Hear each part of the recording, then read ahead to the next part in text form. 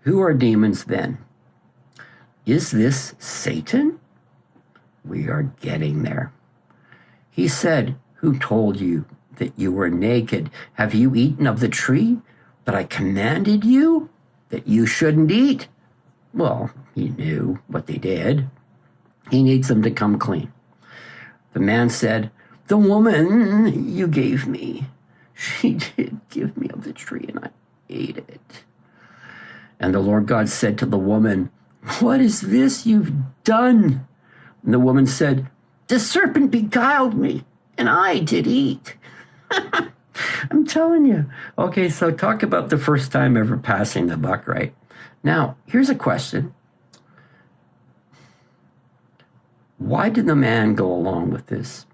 Okay, the woman, the scripture says the woman was deceived, but the man was not deceived. So then what was his deal? Well, you can imagine his deal, okay? This is the out of his body, bone of his bone and flesh of his flesh, this woman that he loved deeply. Deeply he loved this woman. I mean, obviously, they were together. It was them, and they hadn't yet had children, but they were given to each other. Talk about literal bone of bone and flesh of flesh. They were given.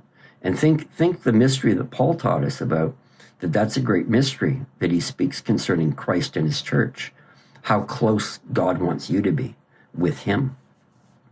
So that aside, he didn't want to see her go down. I'm convinced Adam did not want to see Eve go down alone. He was willing. He thought, "Oh, Lord, woman, what could she have done?" And he backed her up because he loved her. That's my opinion, okay? But that's a scenario that's easy to believe, okay? You know, there's no "thus says the Lord," everybody relax. But I believe he wasn't going to see her go down alone. And he wasn't willing to see her fall. It's like, what am I going to do? If she goes, who's going to iron my clothes? Who's going to do my dishes? Who's going to have dinner on the table when I come home? You know, all the logical stuff we go through, right? Oh, excuse me.